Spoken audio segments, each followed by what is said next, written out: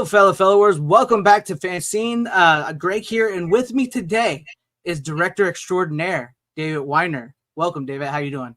I'm good. I'm good. Thanks for having me on, Greg. Always glad to have you here. This is third time, and I have fun every time we talk. I like talking with you about these documentaries. And right now, you guys, you're getting ready to start work on and whatnot on the '90s In Search of Darkness, 1990 to 1994. And I know you guys want some fans' help out there. So tell us a little bit about that. Yeah, what's really cool about our documentaries is that we really like to invite as many of our fan community who are willing and able and interested to help shape the documentaries that we make. So we did the In Search of Darkness trilogy, part one, part two, part three of 1980s horror. Now it's time to move to 90s, and we're moving forward. We're moving to a new decade. And what we're doing this time, which is different from the past, is we're doing it in two parts. So part one is going to be 1990 to 1994, part two, 95 to 99. But right now we're focusing on 90 to 94, which is very much all about transition. So transitioning from, literally like the last day of 1989 to 1990 in January, you might not see much of a difference, but you'll see that horror was really going through some growing pains and lots of development and a lot of growth and a lot of creativity. But also it's sort of a pivotal decade because I think a lot of people, especially who love 80s horror so much, when they think about 90s horror, they might have some different thoughts about it. But we're really here to remind you that there's just so much amazing, great filmmaking that took place during this time period. Yeah. And so we'll talk about this at the end, but basically if you go to 90shorrordoc.com, we have a synopsis which breaks down what we're doing for this In Search of Darkness 1990 to 1994. And we have a survey that we welcome everyone to fill out, which just asks you all sorts of things about what your thoughts are about the synopsis that you have just read, and then just what 90s movies that you love and would love to see, what chapters and topics you would love to see in our documentary, because it is very helpful for me because there's just, again, a mountain of material. It will really help me whittle things down and understand what you as the audience really would like to see in this documentary.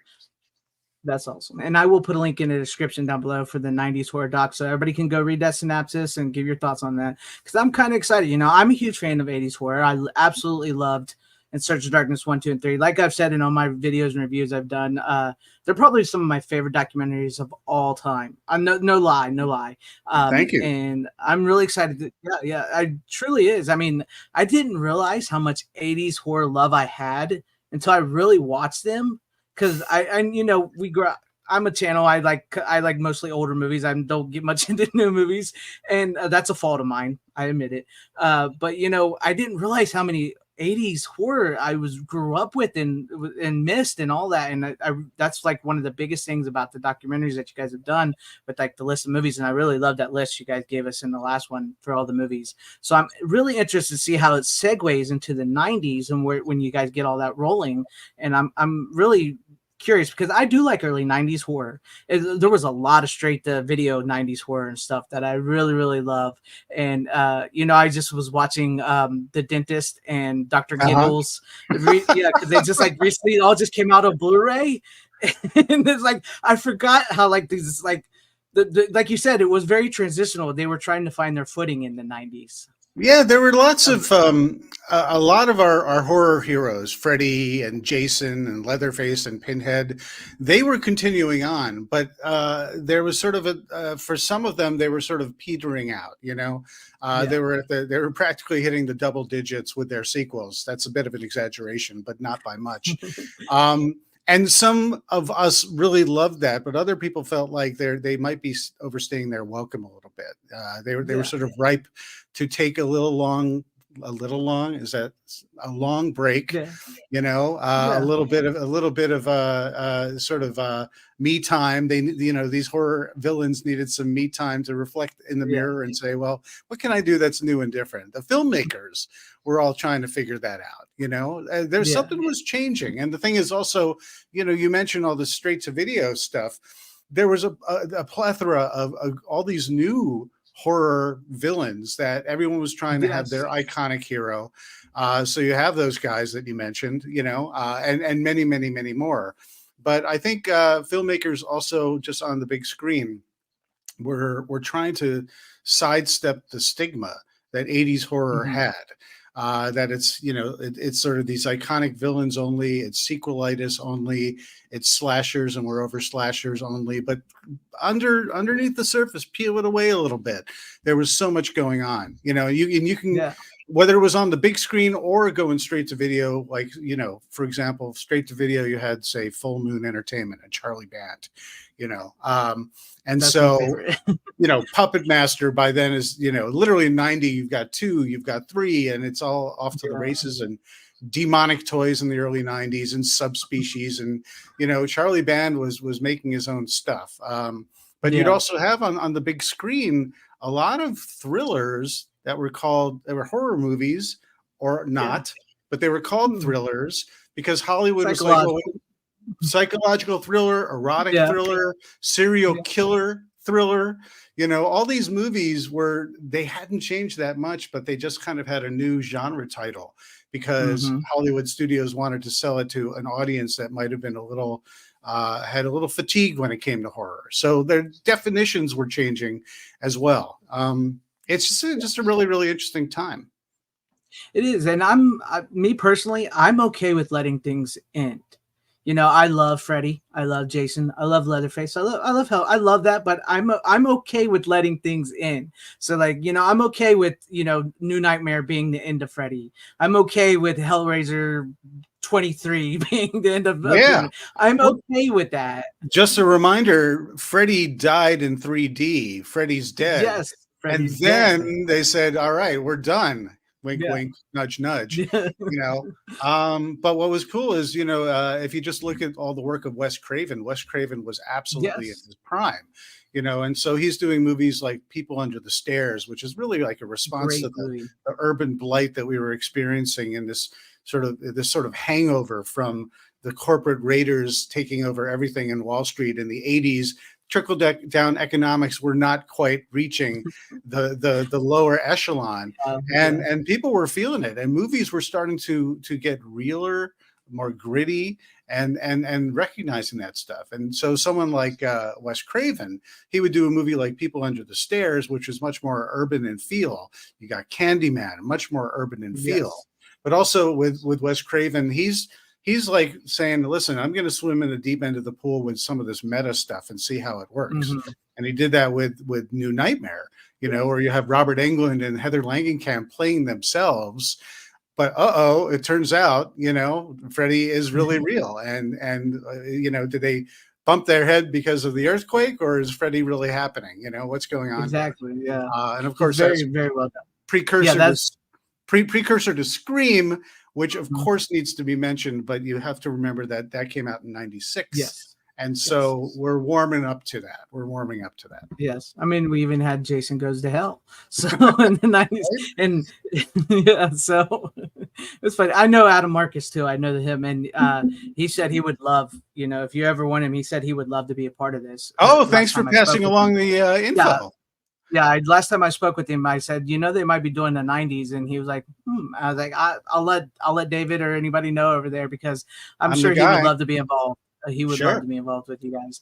But like back to the other stuff you said, like in the 90s, things were getting a little bit grungier as it was, because that was like the whole grunge and coming and realistic and darker takes on things. And People Under the Stairs is a great movie, and it's just like it is a time of growth and change where maybe you wanted something familiar and maybe you wanted something different, and maybe the little bit of the different stuff didn't seem as what you wanted at first, but now we kind of look back on it and go, you know what, that was some really creative, cool crap that we kind of just like ignored at first because we were so into, like, I know it sort of came a little later, but like Silence of the Lambs and Seven. Oh no, Silence of the Lambs came in 91. Right.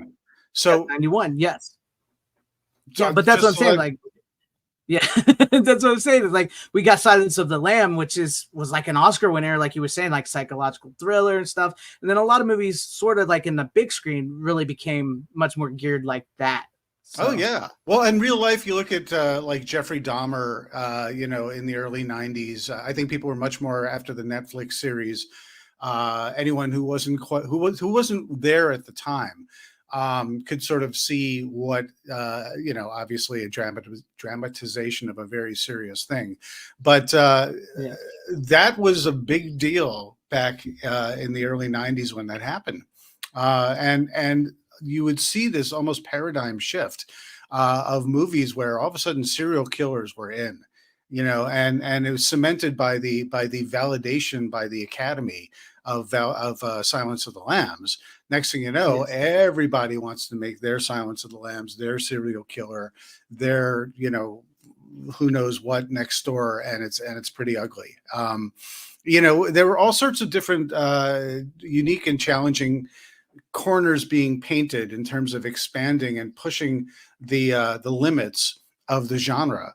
yeah, The lines were much more blurred at the time, and so while there was still a steady stream, especially going straight to the video store of your Troma and your Roger Corman stuff, you can still get Carnosaur. You can still yeah, see Frankenstein Unbound in the theater. Maybe 5 theaters before it would go to video, and of course, the Charlie Dance stuff. But yes, it was a big change where it was still cool to kind of do horror, but not. You could do your, yeah, Adrian Lyne doing Jacob's Ladder. Is that flat out horror? yeah. Arguably, no, but it's a nightmare. It's a nightmare. It's a Pretty horror freaky, film. man. Yeah, but Yeah, you don't. But it's a fever dream as well. But a lot of people are looking at that. Oliver Stone. He's like, I want to do my version of this. I'm going to do Natural Born Killers. And I'm going to reflect the insane media of the time and serial killers and just turn it up to 11. There's the more you pay attention to what was going on, the more you realize that there was just so much going on. You've got the carryover of Stephen King. You've got Misery. You've got yes, so many of his books. So you got Rob Reiner with Misery.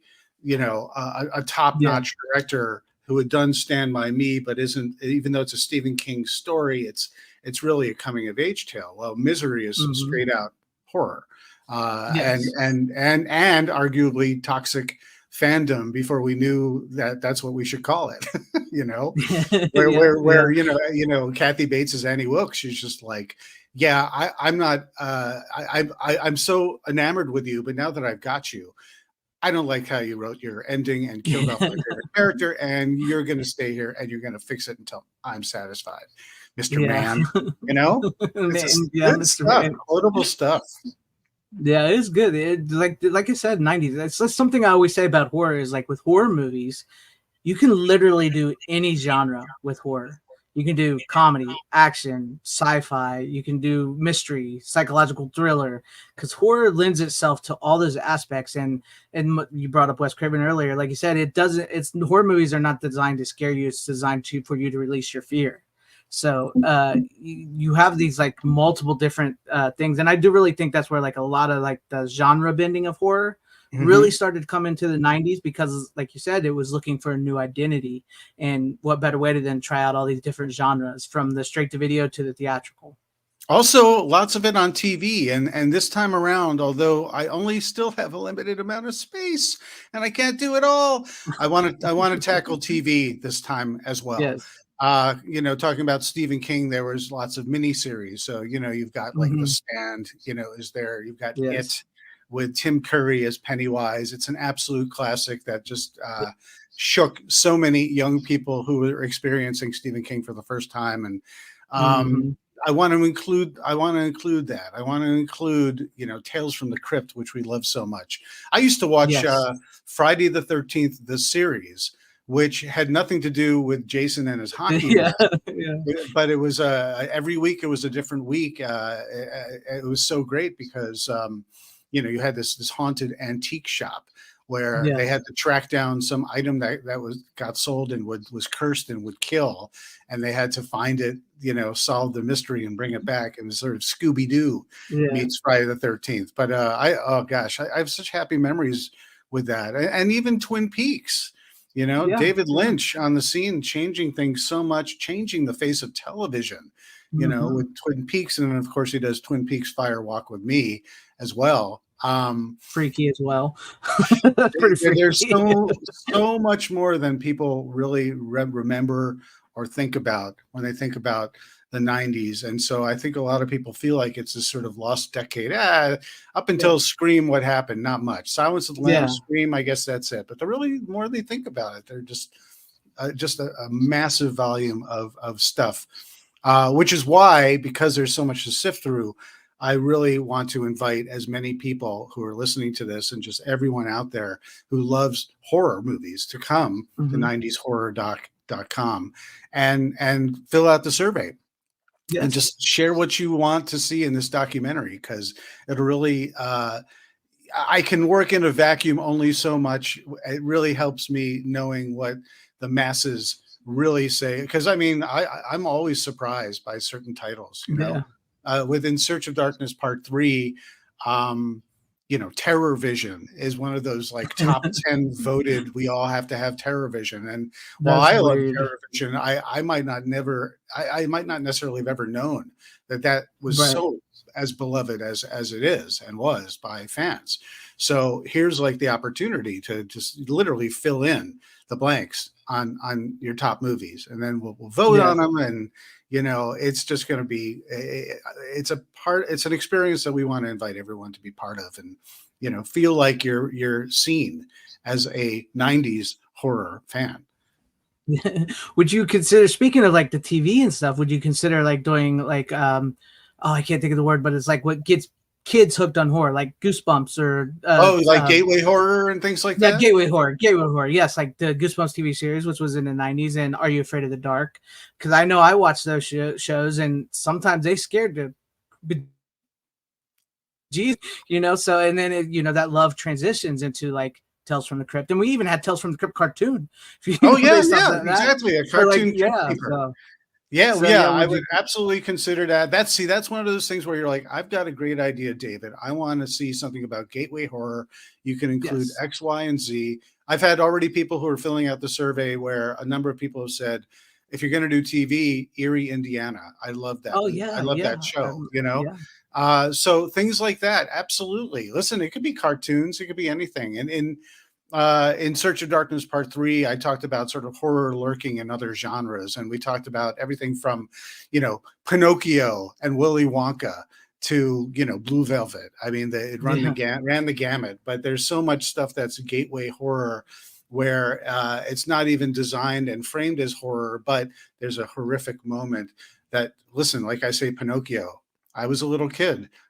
Pinocchio turns into a donkey. I thought I was next. I thought I was next. I'm still shaking from that. I mean, the Black Cauldron.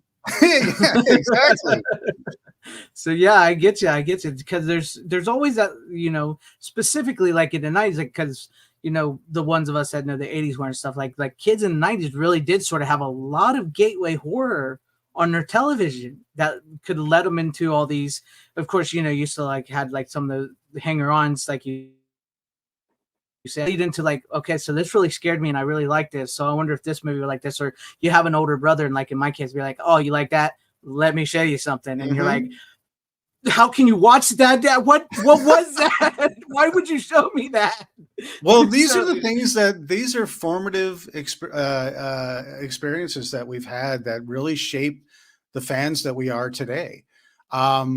It really is, because so much stuff comes our way, and sometimes it's intentional and we invite it, but sometimes it sort of grabs us and shakes us and says, listen, there's something else out there, and it either helps you grapple with the monster under your bed at bedtime or the monster in your closet, or it makes you even more afraid of that stuff. But when you look back as a hopefully more mature individual and an adult, you laugh and smile at these thoughts and these memories and these relationships, like your older brother or a friend who introduced you, or a cousin or an uncle. And that's a drum that I beat all the time. I think that's why In Search of Darkness, the 80s trilogy really resonated with people, and I intend to do the same thing with 90s. This stuff is all so important to all of us because it reminds us of important things that happened to us and experiences that we had in the past. And so there's the nostalgia of it while being reminded of it, while learning about new things, and also recontextualizing it, 30 plus years later now. 90s was a little while ago. I hate to break it to you. I hate to break it to myself. So, I know. times have changed and perceptions have changed. And, we're here to sort of have people focus in on a great time in cinema and television. Yeah, I agree. I mean, I do. I'm as a 40-year-old man now, and I think back to how long the 90s were, and it's like, that's not right. That was like 10 years ago. The 90s were, but no. You get older, and decades sort of inexplicably just kind of escape when you look back. That's what I found. Yeah. I'm like, yeah, that was probably about 15 years ago, and it's like, oh yeah, it was 25. Every time. That's I don't know if that's my faculties are escaping me, or I think that's a more common thing. Who knows? Yeah. But as far as like this iteration, I know no casting or anything's got into it yet or anything like that, because that's what we're here for. That's why I'm enjoying this conversation, because I help it get out the word about people giving their thoughts, so it helps you where to go with this. But do you personally, is there anything you want to cover in this documentary from the 90s that maybe you don't think fans like us would latch onto? Because I'll be honest, as fans, sometimes we tend to stick to the mainstream stuff and we don't really delve deeper into the darker further back of the horror genres. So is there anything like you want to cover? Yeah, that's a good question. Unlike when I did In Search of Darkness Part 1, where that started as North American centric, and then as we expanded, we went more international.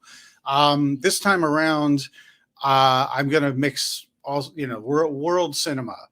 It's still going to be North American centric, but there's going to be a lot more international titles involved. And, there's some films that sort of have a toehold, a foothold in horror, but might not be considered horror. But like, one of my all-time favorite movies is, I'm not making any promises about what's going to make the final cut. Let me clarify now. Just because I love it doesn't mean I allow myself to get it in there. Yes. Ultimately you have to see what shakes out in terms of who you can get, what we have time for, what have you. But like, for example, Delicatessen, a French movie from 1991. I don't know if you've ever seen that. Jean-Pierre Jeunet and oh boy, it was co-directed. So apologies to the other director, but they did Amelie as well. They did City of Lost Children, and they did Alien Resurrection when they kind of went stateside. Absolutely amazing filmmaking. Jerked me out of my seat and said, "This is great cinema." Where'd this come from? Out of left field. Yeah. And the Delicatessen we're talking about, it's kind of this. I don't want to go into a deep dive about it, but sort of this weird post-apocalyptic landscape that you see nothing of, but it's clearly the future because they're running out of food, but everyone lives in this one building and everyone seems to be relatively content looking after their own in this building. But the Delicatessen at the bottom, it's they seem to have a steady supply of meat. And they keep on losing tenants. I don't know if they could draw a correlation, but the meat tastes really good. The meat tastes really good. Maybe. But there's a bunch. There's some Japanese stuff. There's some Italian stuff. Gosh, I just watched Pet Sematary 2 again last night. Yeah. And that's just a blast. That's a romp compared to the first one, which is much more sad and depressing, but still a great film. When you're looking at the themes of what's going on. I'm going to stop now because I have lots of favorites. Tremors. But Tremor. I don't know. I don't know if Tremors is considered a dark horse or an obvious one. But to me, that's such one of the best films of the 90s of 1990. If not the 90s. Ron Underwood movie, and so there are so many choices and there's only so much time in my movie. And that's why I am coming to you with my hands Mhm. open. Please give me what you want to see. And I would love to help that shape the documentary, and we could all do it together. Yeah. That sounds great, because I love the fact that these documentaries have become sort of for the like you guys say, for the fans by the fans. The fans have a pretty good input on what you guys do. I mean, I know you guys have your own, what your thoughts and stuff, and you're the director. But I love the fact that us as fans can help you steer into the direction you need to go into, and tell you what our favorites are, and what you like. Like you just told me some of your favorites that you said TerraVision. People, you're surprised by what people like. It's amazing. So I really dig that you guys allow the fans so much input on these documentaries. Yeah, I think there's a perception sometimes when you open it up to a large group of people, it becomes edited by committee, and that's a different beast. That's a different Mhm. idea. You know, these aren't movies that aren't these are not edited by committee, but they are very much shaped by our community, who are absolute fans and let us know everyone what's on their mind. And that's important and that's valuable to me and that's very influential to me. You know, and I'm kind of reiterating your point, you know, but it's just like Yeah. it's quite helpful to say, you know, especially if I'm down. I know how I already know I'm going to come down to a number of choices per year that just can't be done, you know. Yeah. And I've been through it by 3 movies already, 4 if you count In Search of Tomorrow, you Yeah. know, Yeah. sci-fi, where they're like, this was great, but how could you not do blank? Yeah. And of course, I wanted to do blank, but I just did not have any time. You know, Yeah. these are surveys of a decade, and if I could at least put in a poster, or at least put in a clip, or at least put in a mention, versus actually focusing on a movie for a couple minutes, uh, I will do that. You know, but Yeah. fundamentally, just by the fact of time, there's never enough time to do it all. You know, and I know. so tis what it is. I mean, that's pretty incredible though, because that shows you like you're making these 5 hour, 4 hour, 5 hour documentaries, and there's not enough time to put everything in there. It shows you the wealth of like this entertainment, this horror genre that so many people love, that you can't fit it all in everything. I mean, that is just that makes me happy, to be honest with you, because it lets me know there's so much out there, and there's so many fans out there that are still finding stuff that's out there from all these years of movies in the 80s and 90s and 70s and 60s and 50s and the 2000s and stuff. I, So that's I really cool. I urge people to sort of start doing their own digging, you know, in the 90s in terms of what was out, you know, what went straight to video, what didn't make it into the States until later, what was in the theater, you know, what was a horror movie, but you didn't realize it because it was labeled as a thriller. And now you realize, Yeah. oh, that's straight horror. You can't, no ways Yeah. around it, you know? Um, and talk about that and share your favorites, you know? I think that's the most important thing right now, as we're prepping for October and our big campaign, is, you know, get people talking about 90s horror, because there just is so much. It's just a mountain of Yeah. material, and have people sort of like, oh my God, that came out in the 90s. Oh yeah. Oh God, that, or, you know, that has all of my favorite actors or creators. And I can't believe they did that. William Friedkin, who, you know, just passed away, you know, check out The Guardian. What's The Guardian? Yes. That rarely gets mentioned with all his other great Hmm. movies. Like I'll mention Sorcerer, you know, on top of Exorcist and French Connection and you know, Bug and all these amazing movies he's done. A lot of people Yeah. don't know The Guardian, and The Guardian isn't perfect, but it's definitely unique, you know. Yeah. Cool movies to check out. And Live Definitely. and Die in LA. But Yeah. that's Live and not die. horror. That's not No. horror unless you're driving on the wrong way in the freeway. Yeah. And it's okay. Willem Dafoe, man, he's got that face. He's a great actor, though. He's a good, yeah. But yeah, it's exciting. It's exciting time to be a horror fan, and I'm super excited for October. I'm already got my Halloween shirt on because Nice, nice. yeah, I'm pumped. I know it's August and I'm hot. It's hot in here right now, and yeah, I'm just excited to get to October and see what there is to see coming along with this documentary and everything. Pumpkin spice starting to make its way on the shelves. Yeah, That's how you Halloween know. are out. Those of us who know the pumpkin Mm, spice is the key. It's the pathway. gotta let the spice. It's the indicator that if you're not doing your 24/7 horror watch, it's time to begin. We gotta let the pumpkin spice flow. So Exactly.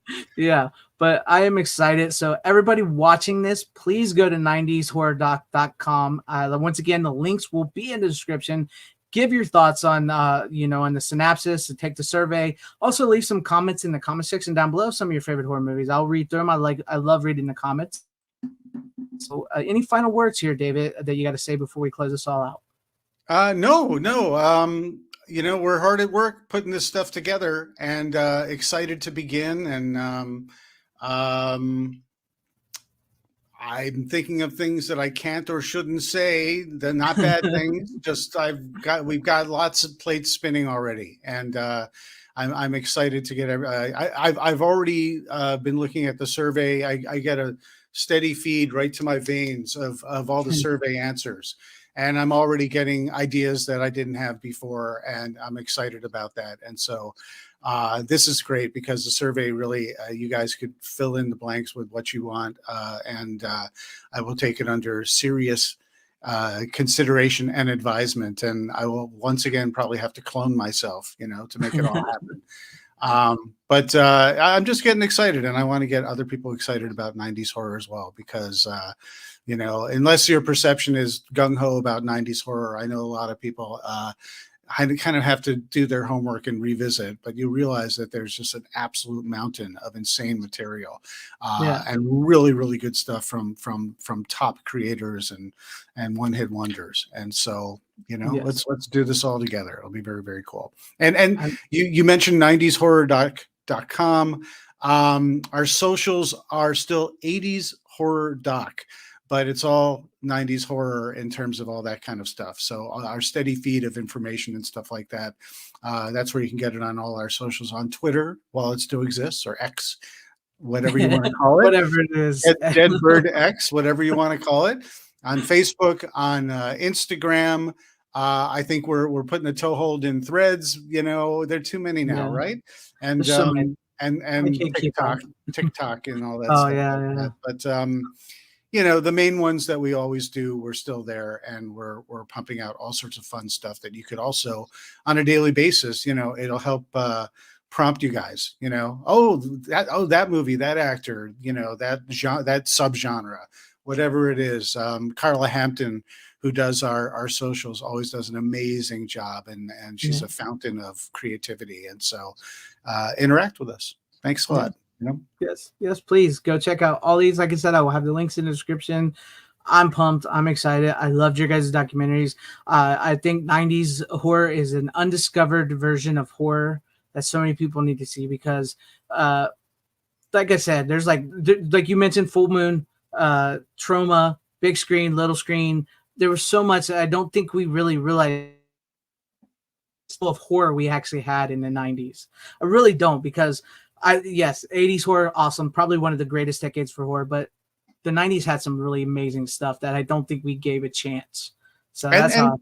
And to that point, the people who love 80s horror with all their heart, us, the early 90s, especially the first half of the 90s, really still feels like it's like the 80s party.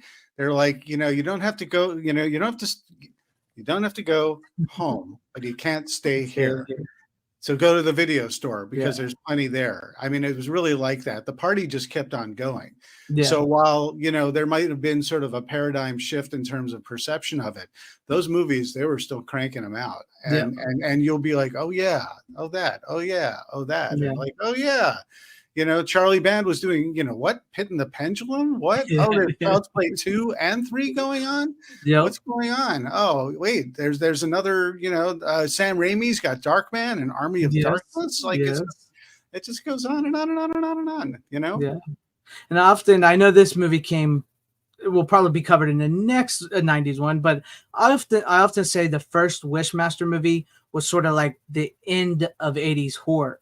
because you had Kurtzman, you had like all those guys from KB still working on it, Robert Englund, Ted Raimi, and they were still doing practical effects, but they were also doing like CGI at the same time. And I really feel like that was like, like the culmination of 80s horror with practical, kind of when that's where it for me, that's kind of like where it ended, if you get what I'm trying to say here, because it was everybody loves Wishmaster. Everybody loves Wishmaster.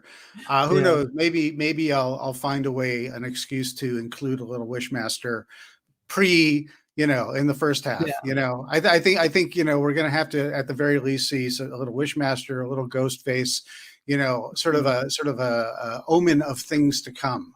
Yeah.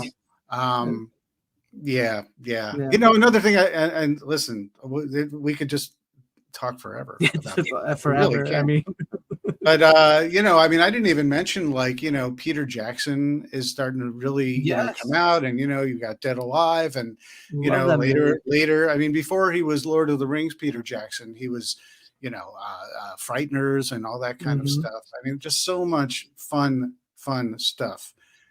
Fierce, exactly. Yeah, Heavenly Creatures. I was going to say Fierce Creatures. Fierce Creatures is the follow-up to Fish Called Wanda. So scratch that one. Heavenly Creatures, and that's not even horror; it's fantasy. But it's just it shows what Peter Jackson was absolutely capable of, and Clive Barker was strong. I'm just going to be quiet. I'm going to be quiet because I could just name drop. I could just name drop for another hour. It could go on forever. Yes, but I am excited. Like I said, leave comments, take the survey, go to the websites, follow them on the socials. We'll talk to you guys later. Thank you for watching this. Thank you, David, for being here. Appreciate all of you guys. Please hit the like, subscribe, notifications, all that good stuff. Share the video out. Share it all out. And we'll see you next week. We'll see you next time. Godspeed.